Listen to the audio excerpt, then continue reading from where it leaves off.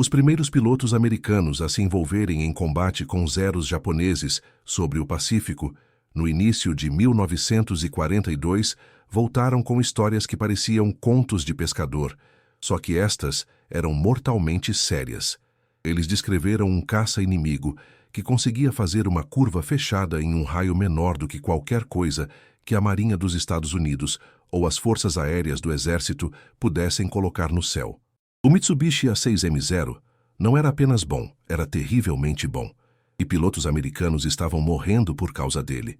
Em 20 de fevereiro de 1942, durante o primeiro ataque aéreo do Japão a Darwin, na Austrália, 9 Zeros que escoltavam bombardeiros encontraram um grupo acionado às pressas de P-40 Warhawks.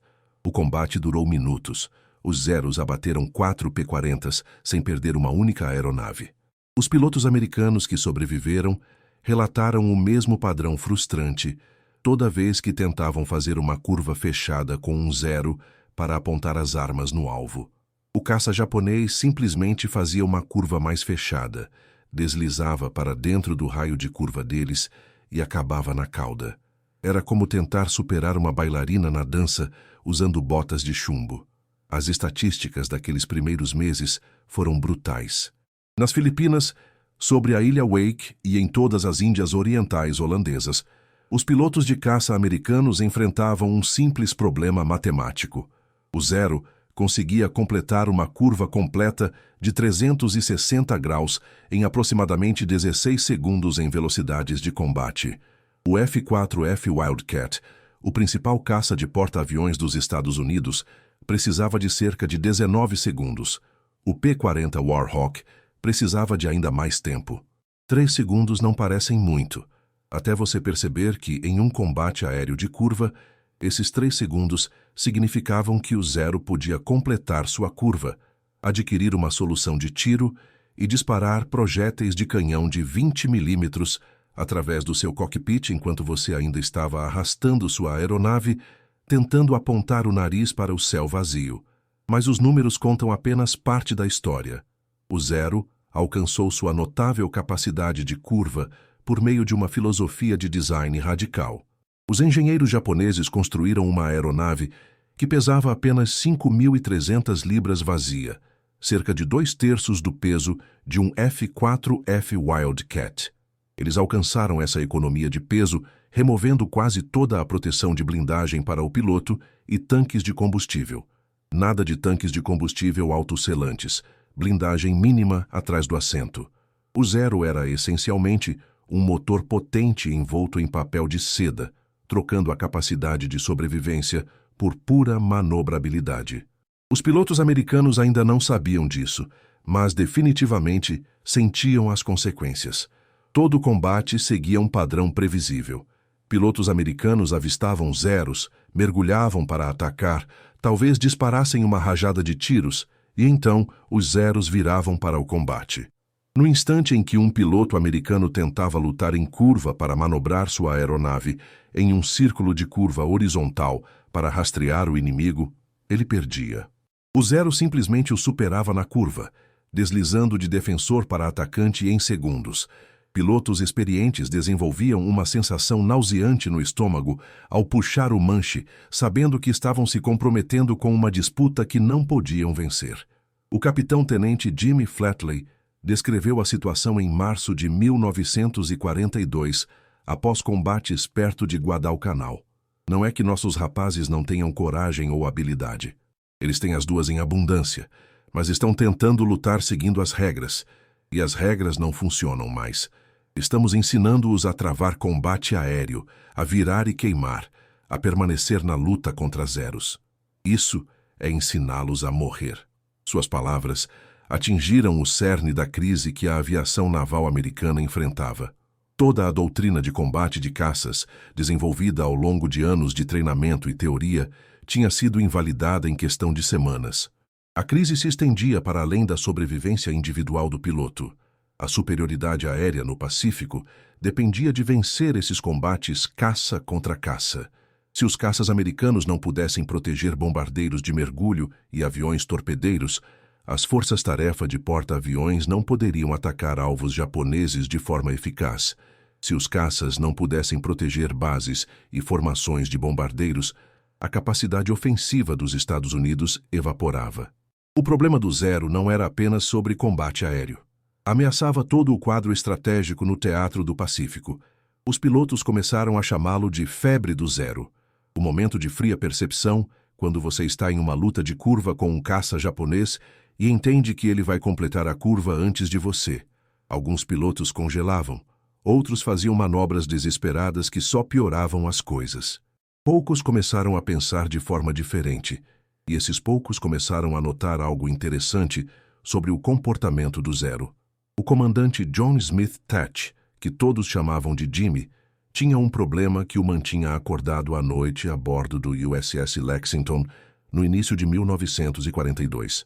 Como oficial comandante do Esquadrão de Caça 3, ele era responsável por manter seus pilotos vivos, enquanto enfrentavam uma aeronave inimiga que superava seus Wildcats em quase todos os aspectos mensuráveis. Thatch era um oficial naval incomum para sua época. Ele não apenas voava, ele estudava. Enquanto outros comandantes de esquadrão se concentravam em prática de tiro e voo em formação, Thatch passava horas debruçado sobre relatórios pós-ação, interrogando pilotos que retornavam e fazendo cálculos em rascunhos. Em abril de 1942, Thatch havia coletado dados suficientes para ver o padrão claramente. Pilotos americanos que sobreviveram a encontros com Zeros compartilhavam experiências comuns. Eles descreviam como o piloto do Zero se fixava em um alvo e o seguia em um combate de curva com precisão quase sobrenatural.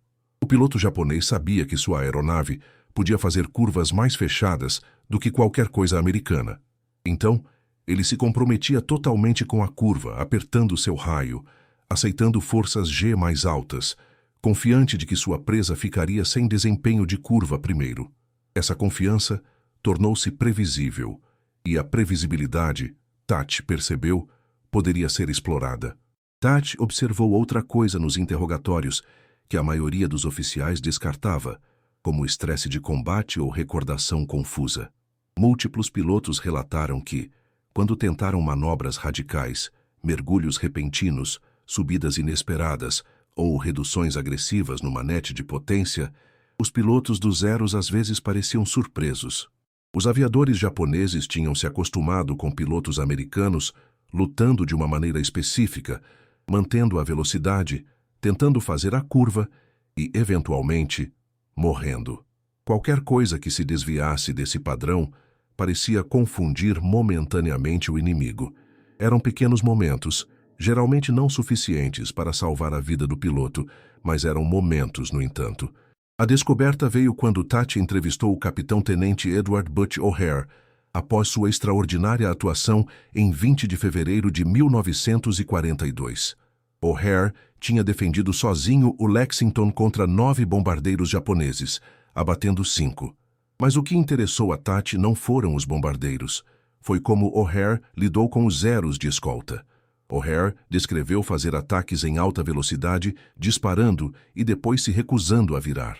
Em vez disso, ele usava a velocidade superior de mergulho de seu Wildcat para desengajar, fazer um zoom de volta para a altitude, usando essa velocidade como energia e atacar novamente.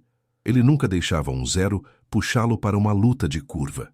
Thatch começou a fazer experimentos usando palitos de fósforo em sua mesa. Ele empurrava 2 palitos de fósforo, simulando diferentes abordagens táticas. O problema era o isolamento. Se um Zero chegasse na sua cauda e você não pudesse superá-lo na curva, você estava morto. Mas e se você não estivesse sozinho? E se seu ala pudesse se tornar sua arma? Ele moveu os palitos de fósforo em padrões cruzados, criando situações em que um Zero perseguindo um Wildcat inevitavelmente voaria na mira do outro. A geometria era simples, mas exigia coordenação perfeita e confiança absoluta entre os pilotos. Em 10 de maio de 1942, Thatch reuniu os pilotos de seu esquadrão na sala de prontidão do Lexington e explicou o que havia desenvolvido. Ele chamou de posição de defesa em feixe, embora viesse a ser imortalizada como a manobra Thatch Weave.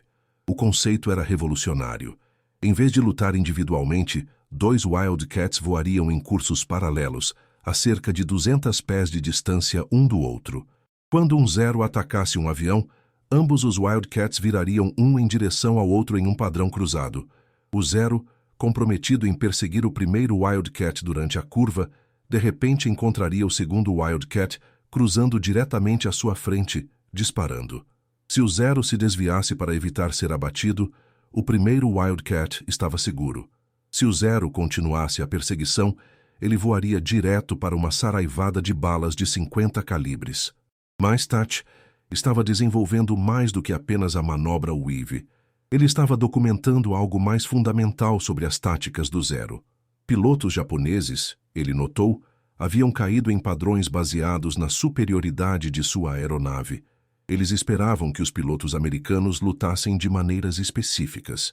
Virar, tentar entrar em combate aéreo, jogar por regras que favoreciam o Zero. Essa expectativa criava visão em túnel. Os pilotos do Zero se comprometiam com a perseguição com tanta confiança que ignoravam os sinais de alerta. Eles seguiam caças americanos para situações que um piloto mais cauteloso reconheceria como armadilhas. Tatch compartilhou suas observações com todo comandante de esquadrão que quisesse ouvir. Ele escreveu memorandos táticos detalhados que circularam pela frota. Algumas de suas ideias foram descartadas. Oficiais superiores que nunca haviam enfrentado um Zero pensavam que Tatch estava complicando demais as táticas simples de caça. Mas os pilotos que haviam sobrevivido ao combate no Pacífico Sul liam os relatórios de Tatch como se fossem escrituras. Aqui estava alguém que entendia o que eles estavam enfrentando e que estava pensando sistematicamente em soluções, em vez de apenas exigir mais coragem ou melhor pontaria. O verdadeiro teste viria em Midway.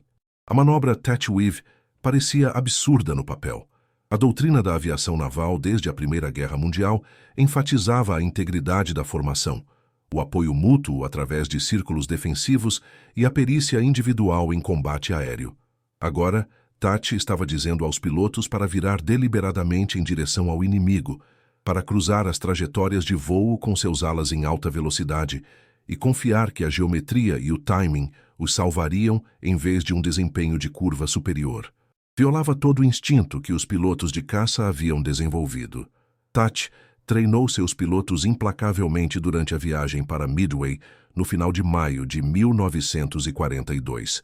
2 Wildcats decolavam e praticavam o movimento de tesoura repetidamente. Virar um em direção ao outro. Passar, virar de volta, passar novamente.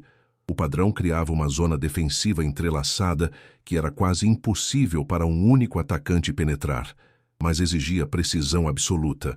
Se o timing estivesse errado por apenas um segundo, os 2 Wildcats podiam colidir. Se um piloto hesitasse ou julgasse mal o ponto de cruzamento, o entrelaçamento desmoronava e ambas as aeronaves ficavam vulneráveis.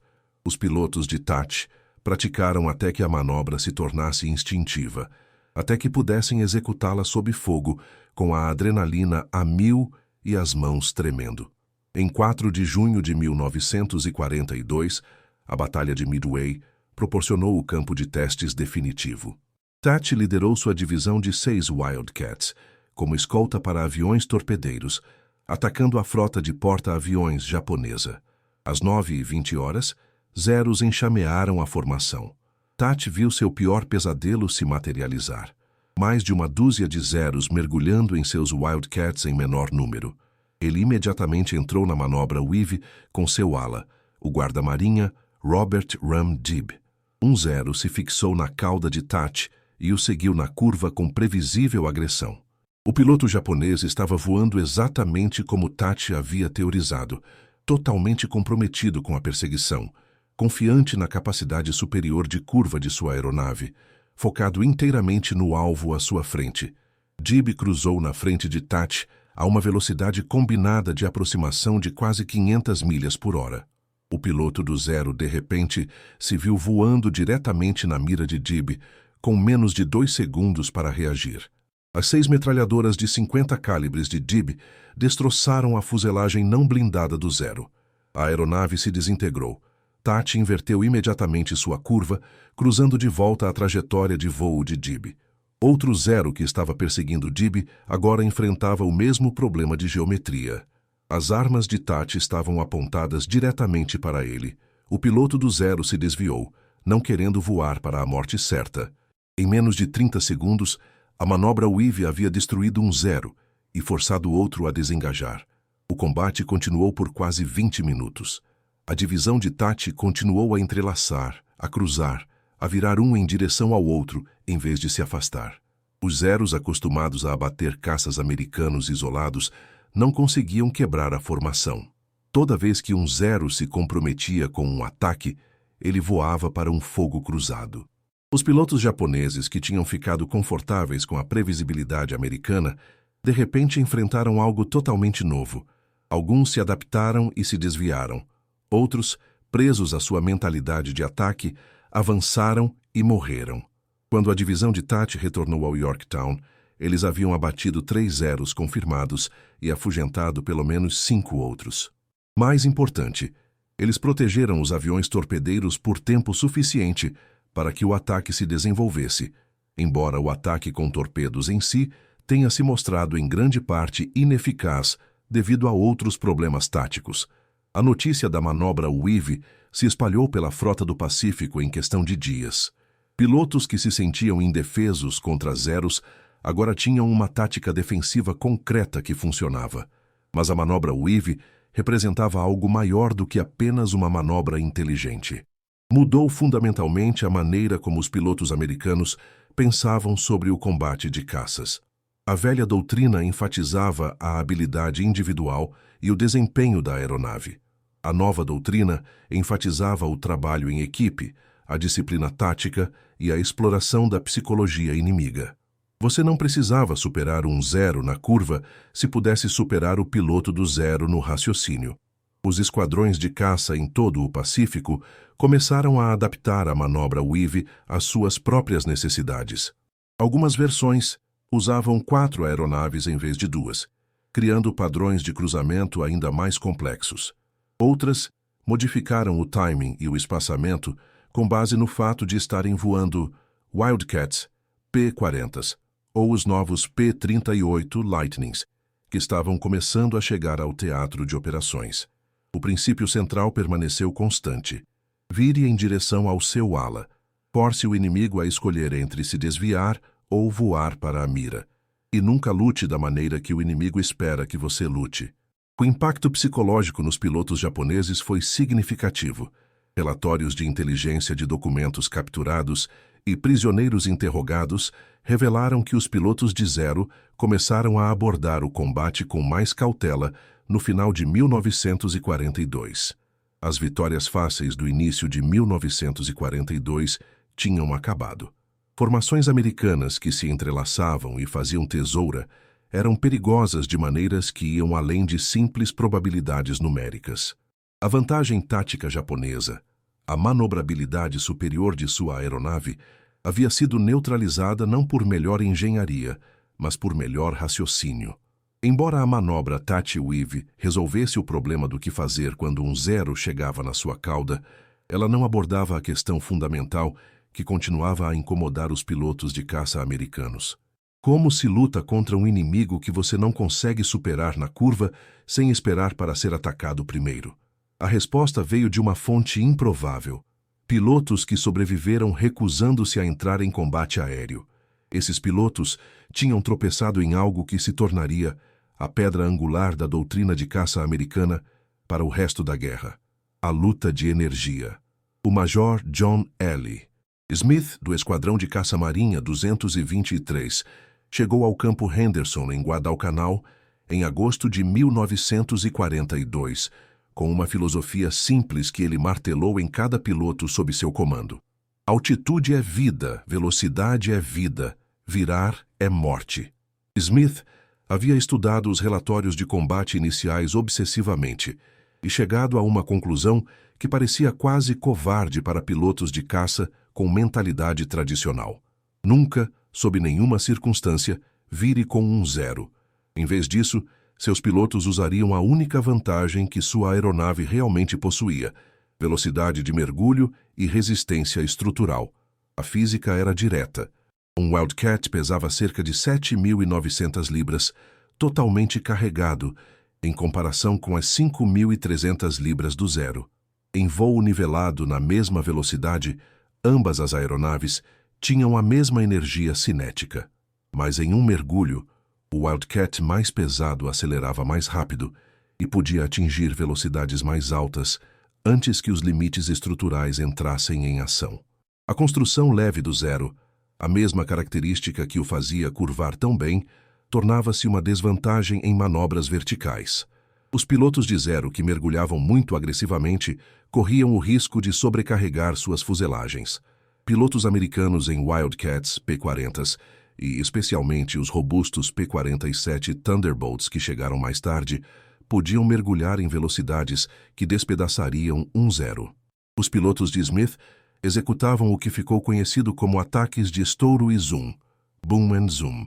Eles patrulhavam em alta altitude, tipicamente 20.000 pés ou mais, mantendo o que os pilotos chamavam de vantagem de energia.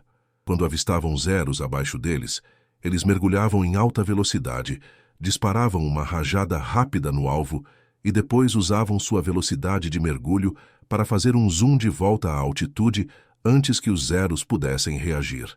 O ataque durava segundos. Se a rajada acertasse, o Zero caía. Se errasse, o piloto americano não ficava por perto para ver. Ele convertia sua velocidade de volta em altitude e se preparava para outro ataque. Os zeros abaixo podiam virar e torcer o quanto quisessem. Eles não conseguiam alcançar uma aeronave que se recusava a lutar na arena deles. O capitão Joe Foss, que terminaria a guerra como um dos maiores ases dos Estados Unidos com 26 vitórias, descreveu a doutrina de luta de energia em termos diretos durante um interrogatório em novembro de 1942. O Zero quer que você vire. Esse é o jogo dele, então não jogue. Fique acima dele, mantenha a velocidade, acerte-o quando ele não estiver olhando e saia antes que ele possa responder. Não se trata de ser corajoso ou provar que você é um piloto melhor em uma luta justa. Trata-se de matar o inimigo e voltar para casa vivo. As palavras de Foss capturaram a mudança fundamental de mentalidade que estava ocorrendo em todo o teatro do Pacífico. O conceito de gerenciamento de energia foi mais fundo do que apenas mergulhar e subir. Os pilotos aprenderam a pensar em sua aeronave como um reservatório de energia que existia em duas formas: energia cinética da velocidade e energia potencial da altitude. Cada manobra gastava energia ou trocava uma forma pela outra. Uma curva fechada sangrava a velocidade, convertia a energia cinética em momento angular e, através da resistência do ar, em calor residual. Uma subida trocava energia cinética por energia potencial. Um mergulho fazia o inverso. O objetivo era manter uma energia total mais alta do que seu oponente, o que significava que você controlava os termos do combate. O capitão-tenente James Flatley, que anteriormente havia lamentado a inadequação das táticas tradicionais de combate aéreo, tornou-se um dos defensores mais vocais da luta de energia. Em setembro de 1942, ele desenvolveu um programa de treinamento que usava palestras com giz e diagramas de lousa para ensinar os pilotos a visualizar os estados de energia durante o combate. Ele desenhava duas aeronaves e perguntava: "Este Zero está a 15.000 pés fazendo 180 nós. Você está a 20.000 pés fazendo 250 nós. Quem tem a vantagem de energia?" A resposta era sempre a aeronave com mais energia total, e essa aeronave decidia se lutava ou fugia. Essa abordagem exigia uma disciplina que ia contra os instintos agressivos de todo piloto de caça. Quando você mergulhava em um Zero e errava, cada osso do seu corpo queria puxar a aeronave e tentar novamente. Você tinha acabado de viajar 5.000 pés em velocidade alucinante. Seu alvo estava bem ali, e virar para reengajar parecia natural. Mas aquela curva sangrava toda a sua velocidade. De repente você estava no estado de energia do Zero, lento e vulnerável. O piloto do Zero, que estava na defensiva momentos antes, agora podia reverter a situação. Pilotos que não conseguiam resistir a essa tentação morriam. A técnica de ultrapassagem com redução de manete, Throttle Down Overshoot Technique, surgiu de situações desesperadoras, em que todo o resto já tinha dado errado. Você tinha perdido sua vantagem de altitude. Um zero havia chegado na sua cauda, apesar dos seus melhores esforços.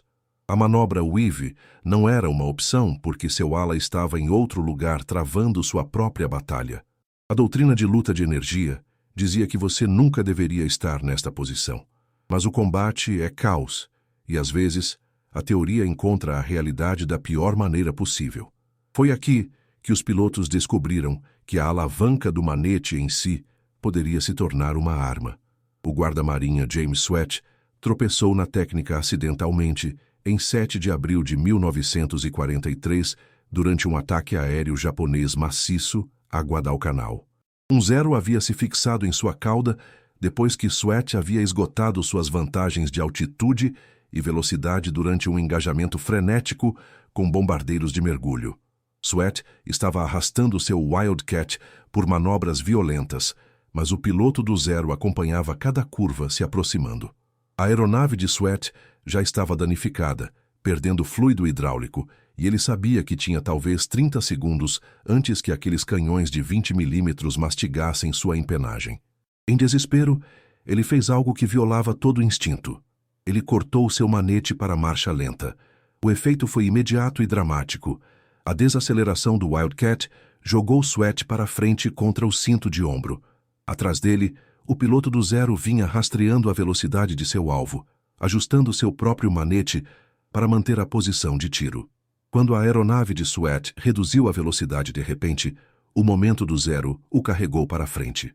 Em combate aéreo, isso é chamado de ultrapassagem, overshoot. O zero passou voando pela asa esquerda de Sweat, transformando-se subitamente de predador em presa.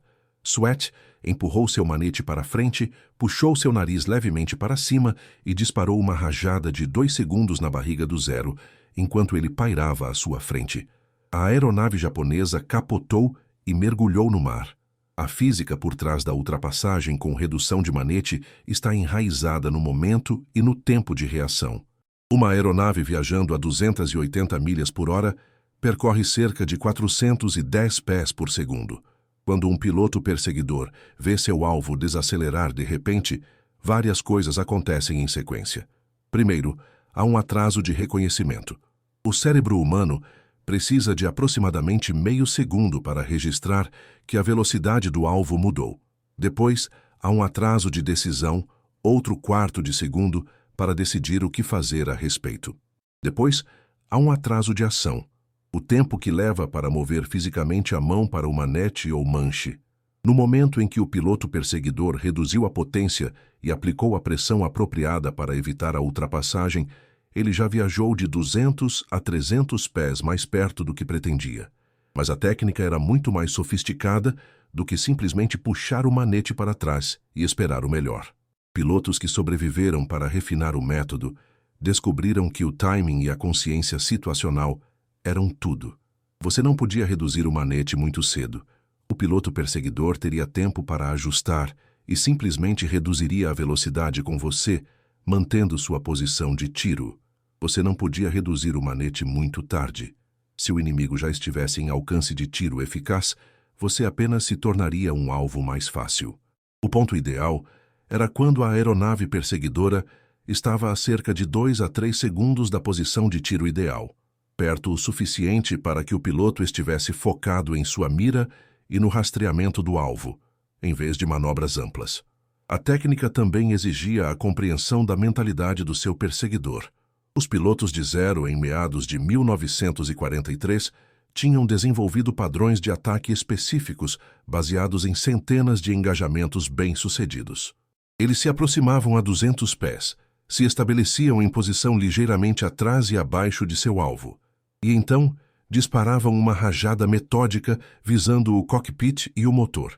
Este perfil de ataque era consistente e previsível, o que o tornava explorável.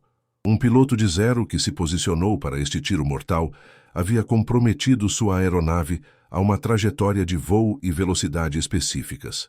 Ele esperava que seu alvo mantivesse a velocidade ou acelerasse desesperadamente. Uma desaceleração súbita não estava em seu manual tático. O capitão fuzileiro naval Jefferson DeLange, que marcou 9 vitórias durante a campanha de Guadalcanal, descreveu o ensino da técnica de redução de manete a pilotos de substituição no início de 1943. Eu lhes digo para pensar nisso como jogar chicken, mas ao contrário. O piloto do zero pensa que venceu. Ele está se ajeitando para a morte. Essa confiança o torna previsível. Quando você corta o manete, você está apostando que o momento dele e as expectativas dele o levarão para a frente antes que ele possa reagir. Não é uma sensação confortável. Sua velocidade cai, seus comandos ficam esponjosos e todo instinto grita que você está fazendo algo errado. Mas se você acertar o timing, você ganha 1 ou 2 segundos em que ele está na sua frente e você ainda está vivo para atirar. A manobra de redução de manete tinha limitações que os pilotos aprenderam por tentativa e erro. Era um truque de uma vez. Depois de executá-la, você tinha perdido a maior parte de sua velocidade no ar e energia. Se você errasse seu tiro quando o inimigo o ultrapassasse, você estava em sérios apuros, lento e vulnerável sem reserva de energia. Também não funcionava bem contra múltiplos atacantes. Embora você pudesse forçar um zero a ultrapassar, o ala dele simplesmente se ajustaria e atiraria em você durante sua recuperação de baixa velocidade. A Batalha de Midway, em junho de 1942, havia validado a manobra Touch Weave, sob condições de combate, mas foi Guadalcanal que se tornou o campo de provas, onde as táticas de energia e o gerenciamento de manete se transformaram de técnicas experimentais em doutrina padrão.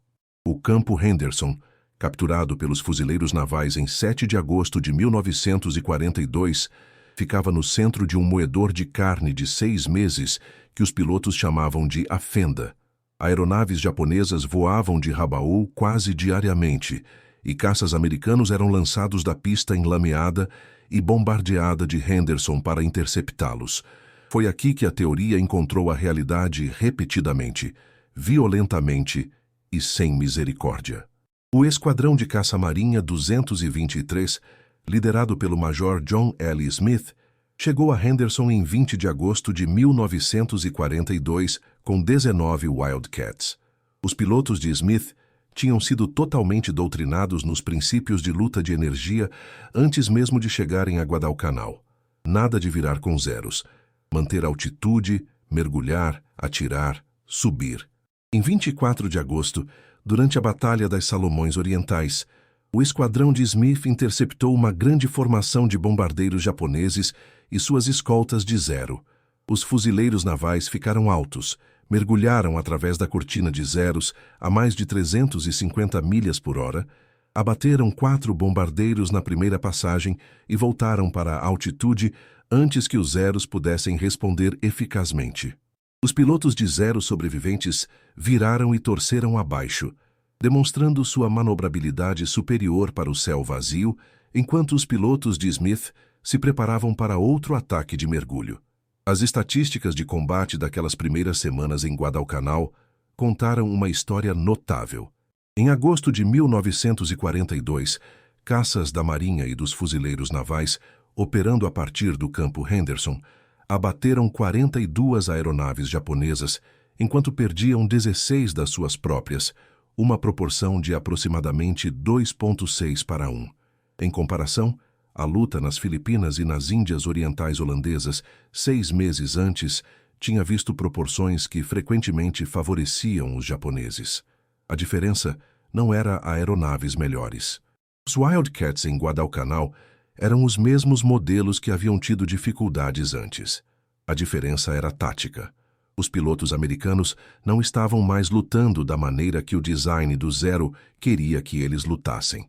O capitão Marion Carl, que se tornou o primeiro as do Corpo de Fuzileiros Navais em Guadalcanal, descreveu um combate típico em 9 de setembro de 1942 que ilustrava como o gerenciamento de manete havia sido integrado ao procedimento padrão de combate. Carl havia surpreendido um zero por cima, feito sua passagem de tiro, e estava subindo de volta à altitude quando notou que sua velocidade havia caído mais do que o pretendido. Um segundo zero havia manobrado atrás dele durante sua subida. Carl continuou sua subida por mais 3 segundos, observando seu indicador de velocidade no ar cair de 210 para 180 nós, deixando o Zero encurtar a distância. Então ele reduziu simultaneamente o manete para marcha lenta e acionou seus flaps de pouso, uma dupla desaceleração que matou sua velocidade no ar dramaticamente. O Zero ultrapassou tão violentamente que passou quase 100 pés à frente do nariz de Carl. Carl recolheu seus flaps, empurrou seu manete para frente e destruiu o Zero com um tiro de deflexão enquanto ele tentava mergulhar para longe. Os aviadores navais japoneses não eram estúpidos ou inflexíveis. Eles reconheceram que as táticas americanas haviam mudado e tentaram se adaptar. Em outubro de 1942, os pilotos de caça japoneses operando sobre Guadalcanal começaram a ficar mais altos e a lutar com mais cautela. Alguns adotaram ataques cortantes semelhantes às táticas americanas de estouro e zoom, mas eles enfrentavam um problema fundamental: o design do Zero otimizado para desempenho de curva em velocidades moderadas. Quando os pilotos de Zero tentavam lutar batalhas de energia em alta velocidade e grande altitude, eles entregavam as vantagens que sua aeronave proporcionava sem obter benefícios equivalentes. Um Zero tentando fazer estouro e zoom era medíocre na melhor das hipóteses. Um Wildcat usando táticas de energia estava alavancando suas reais forças. A Batalha Naval de Guadalcanal, em 12 a 13 de novembro de 1942, proporcionou uma demonstração dramática de quão longe as táticas de caça americanas haviam evoluído em apenas 6 meses. O capitão-tenente James Flatley liderou uma patrulha aérea de combate de 8 Wildcats quando um grande ataque japonês se aproximou da frota americana. Em vez de atacar diretamente a incursão que se aproximava, Flatley posicionou sua divisão 5.000 pés acima da formação japonesa e ligeiramente para o lado, mantendo a vantagem de altitude e de energia posicional. Seus pilotos fizeram repetidos ataques de mergulho na formação de bombardeiros com cada Wildcat, completando 3 ou 4 corridas individuais de estouro e zoom. Os Zeros de escolta tentaram interceptar, mas se viram constantemente reagindo em vez de controlando o combate. A divisão de Flatley abateu 7 bombardeiros e 2 Zeros sem perder uma única aeronave. A melhoria nas proporções de abate tornou-se ainda mais pronunciada com o fim de 1942. Em novembro e dezembro, os caças americanos nas Ilhas Salomão alcançaram taxas de quase 4 para 1 contra aeronaves japonesas. Documentos japoneses capturados e interrogatórios de prisioneiros revelaram um crescente respeito e medo das táticas de caça americanas. Um aviador naval japonês abatido e capturado em dezembro de 1942 disse aos interrogadores que os pilotos de Zero haviam sido instruídos a evitar engajamentos prolongados com caças americanos que mantinham vantagem de altitude, observando que os americanos não lutavam mais tolamente. O Campo Henderson tornou-se um laboratório tático informal onde as técnicas bem-sucedidas se espalhavam através da instrução direta de piloto para piloto. Veteranos pegavam os recém-chegados de lado e explicavam exatamente como executar as ultrapassagens com redução de manete, como julgar os estados de energia, como reconhecer quando um piloto de Zero estava comprometido com um padrão de ataque. Isso não era doutrina formal ainda.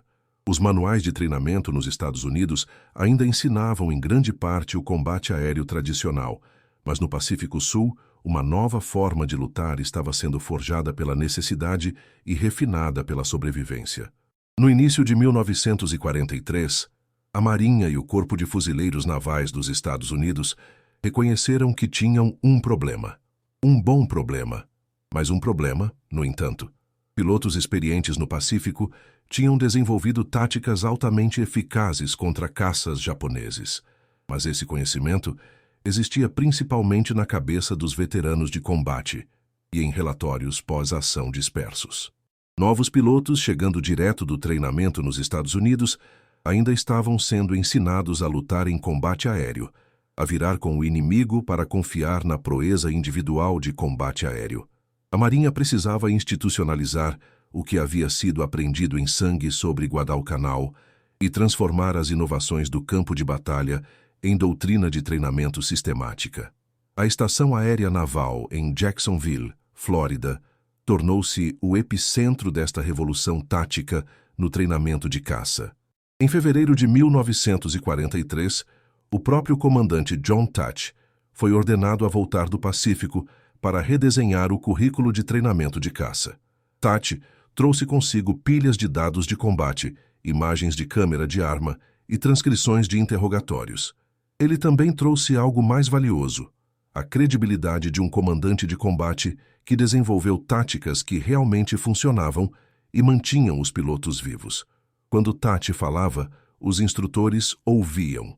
Quando ele disse que o treinamento tradicional de combate aéreo estava matando pilotos, a Marinha começou a mudar a forma como ensinava o combate de caça.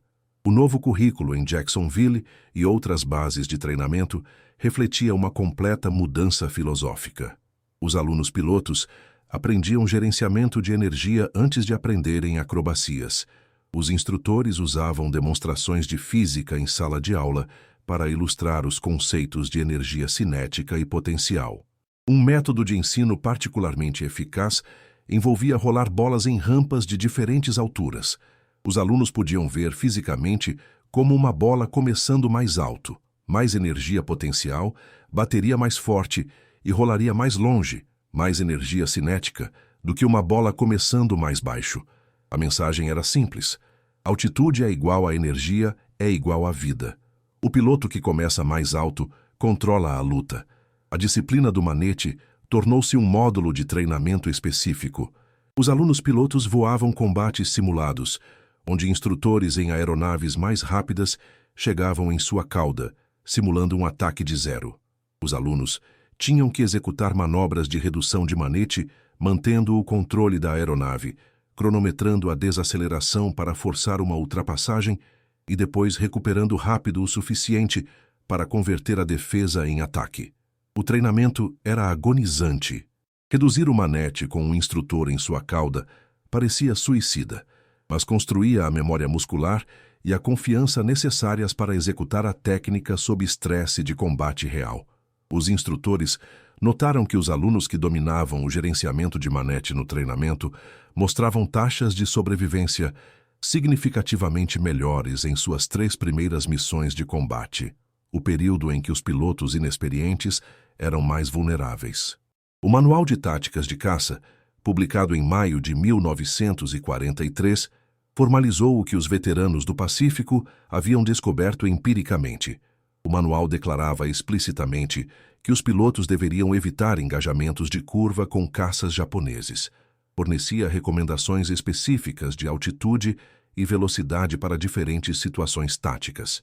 Descrevia a manobra Thatch Weave em detalhes com diagramas mostrando ângulos de cruzamento e timing. Mais importante, explicava o porquê por trás de cada tática.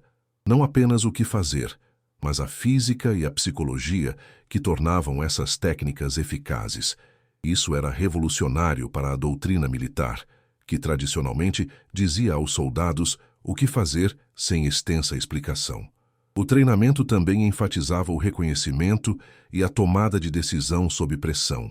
Os alunos aprendiam a identificar silhuetas de aeronaves instantaneamente e a avaliar situações táticas em segundos. Essa aeronave inimiga está acima ou abaixo de você? Qual é a sua velocidade relativa? Você tem uma vantagem de energia? Você pode desengajar se o combate for mal? Essas perguntas precisavam se tornar automáticas, processadas mais rápido do que o pensamento consciente. Os instrutores criavam cenários de pressão durante os voos de treinamento, emergências simuladas, múltiplos atacantes, situações de baixo combustível, forçando os alunos a tomar decisões de vida ou morte enquanto gerenciavam o estado de energia de suas aeronaves. O Corpo de Fuzileiros Navais estabeleceu um sistema de treinamento semelhante na estação aérea do Corpo de Fuzileiros Navais El Centro, no Vale Imperial da Califórnia.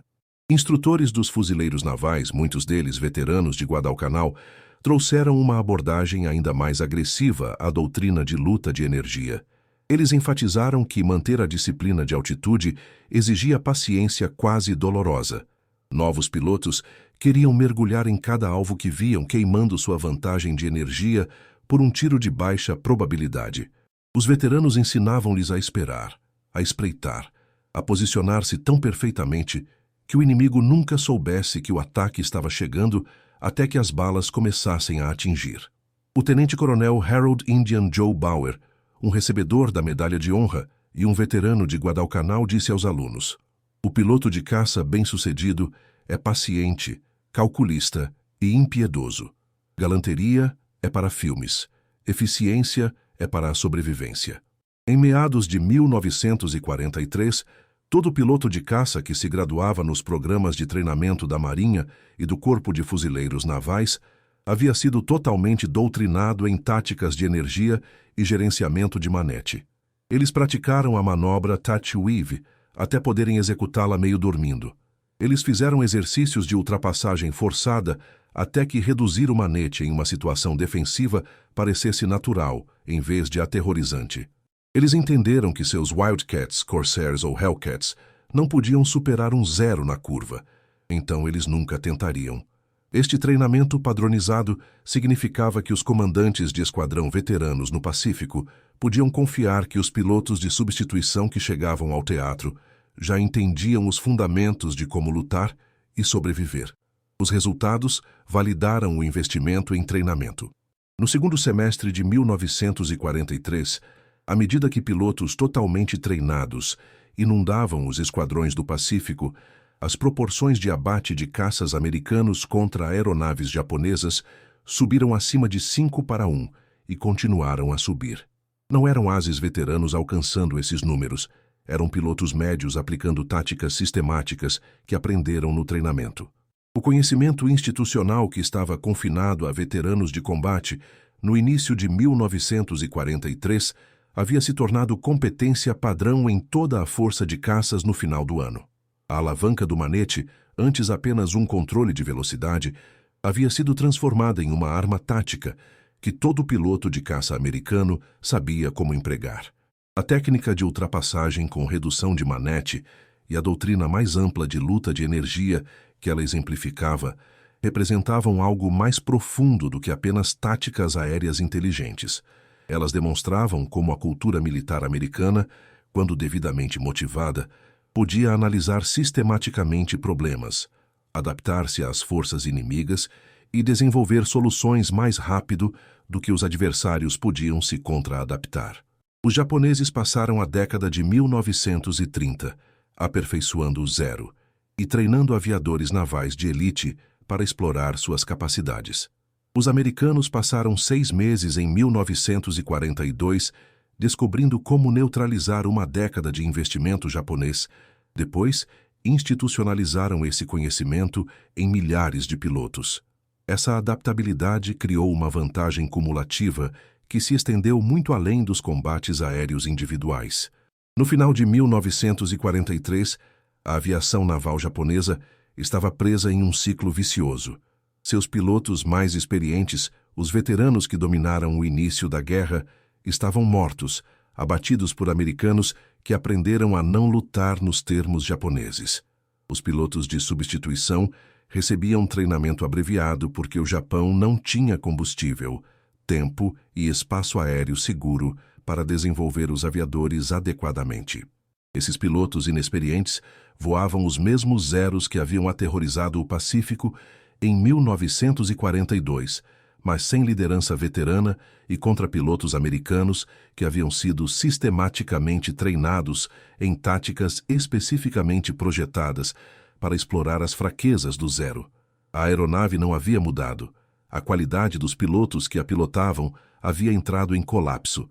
O Grande Marianas Turkey Shoot, em 19 e 20 de junho de 1944, ilustrou claramente essa transformação. Os caças de porta-aviões americanos, agora principalmente F-6F Hellcats, que combinavam a robustez do Wildcat com um desempenho significativamente melhor, interceptaram ataques japoneses maciços durante a Batalha do Mar das Filipinas. Os pilotos americanos mantiveram a disciplina de altitude, usaram táticas de energia e empregaram o gerenciamento de manete quando necessário. Os japoneses perderam aproximadamente 600 aeronaves em 2 dias, enquanto as perdas americanas totalizaram cerca de 120, com a maioria delas perdida devido a acidentes operacionais em vez de combate. A proporção de abate excedeu 10-1. A aviação naval japonesa nunca se recuperou. O Zero não havia se tornado obsoleto. As táticas para derrotá-lo haviam se tornado universais. A estrutura intelectual que produziu as táticas de redução de manete influenciou o pensamento militar americano além da apenas aviação de caça.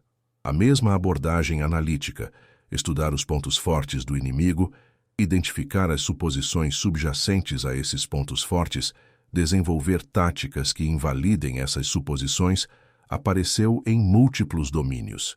Comandantes de submarinos estudaram a doutrina antissubmarino japonesa e desenvolveram táticas para explorar suas lacunas. Formações de bombardeiros analisaram padrões de ataque de caça e modificaram seus arranjos defensivos. Os militares se tornaram uma organização de aprendizado que tratava as capacidades inimigas não como obstáculos fixos, mas como problemas a serem resolvidos através de análise sistemática e inovação tática. Talvez o mais notável, a técnica do manete exemplificou como a guerra recompensa aqueles que questionam suposições e desafiam a sabedoria convencional. A doutrina tradicional de caça dizia que você lutava virando e manobrando. Todo o instinto dizia que quando alguém estava perseguindo você, você deveria ir mais rápido, não mais devagar. A ideia de reduzir deliberadamente a velocidade, quando um inimigo estava em sua cauda, parecia insana, até que pilotos desesperados ou criativos o suficiente para tentar, descobriram que a insanidade às vezes funcionava melhor do que a sanidade. Jimmy Thatch, empurrando palitos de fósforo em sua mesa. Marion Carl cortando seu manete com um Zero atrás dele. John Smith treinando seus pilotos para nunca virar. Estes não foram atos de gênio marcial. Foram atos de coragem intelectual, a disposição de tentar algo diferente quando as abordagens convencionais estavam produzindo cadáveres. Os japoneses, por sua vez, nunca desenvolveram capacidade adaptativa equivalente durante a Guerra do Pacífico. O Zero permaneceu essencialmente inalterado de 1942 a 1945, apesar das táticas americanas tornarem suas vantagens cada vez mais irrelevantes. A doutrina de treinamento japonesa continuou enfatizando a habilidade individual e o combate agressivo, mesmo com a qualidade de seus pilotos em colapso catastrófico. Quando os pilotos americanos aprenderam a disciplina do manete e o gerenciamento de energia, eles compartilharam esse conhecimento sistematicamente. Quando os pilotos japoneses desenvolveram técnicas para neutralizar as táticas americanas, e alguns o fizeram, esse conhecimento raramente se espalhou além das unidades individuais. A cultura organizacional que produziu a excelência do Zero não pôde se adaptar quando essa excelência se provou insuficiente. A evolução tática que começou com pilotos desesperadamente tentando não morrer lutando contra Zeros estabeleceu padrões que definiram a doutrina de combate aéreo americana durante a era a jato e além. Pilotos da Guerra da Coreia voando F-86, Sabres contra MiG-15 usaram táticas de energia e gerenciamento de manete derivadas diretamente da experiência da Segunda Guerra Mundial. Pilotos da era do Vietnã que esqueceram essas lições e tentaram lutar em curva contra ágeis MiG-17 em pesados F-4 Phantoms, as reaprenderam dolorosamente, levando ao estabelecimento de Top Gun e outros programas avançados de treinamento de caça que reenfatizaram os princípios de luta de energia desenvolvidos sobre Guadalcanal. Os pilotos de caça modernos ainda aprendem sobre estados de energia, mecânica de ultrapassagem e a importância de controlar a geometria do combate, conceitos que seriam imediatamente reconhecíveis para Jimmy Thatch ou Marion Carl. A alavanca do manete em si tornou-se um símbolo desta transformação maior. Estava sempre lá no cockpit, um simples controle mecânico que todo piloto usava dezenas de vezes por voo. Mas ninguém pensou nisso como uma arma, até que as circunstâncias forçaram a criatividade. Essa é a lição essencial. As ferramentas para resolver problemas muitas vezes já existem. O que é necessário é a visão para ver objetos familiares de maneiras não familiares, a coragem para tentar abordagens não convencionais e a disciplina para ensinar sistematicamente o que funciona. Os pilotos de caça americanos em 1942 não esperaram por aeronaves melhores para derrotar o Zero. Eles usaram as aeronaves que tinham, a física que governava todo o voo e a criatividade que o desespero desbloqueia. Eles puxaram o manete para trás quando todo instinto dizia para empurrá-lo para frente. E ao fazê-lo, eles transformaram caçadores em presas, transformaram a maior arma aérea do Japão em uma relíquia obsoleta e provaram que a adaptação vence a perfeição quando a perfeição não pode se adaptar. Os pilotos de Zero que confiantemente se comprometeram com a perseguição, esperando outra vitória fácil em vez disso, encontraram-se ultrapassando seu alvo, subitamente vulneráveis nos últimos segundos que jamais experimentariam. O manete havia falado: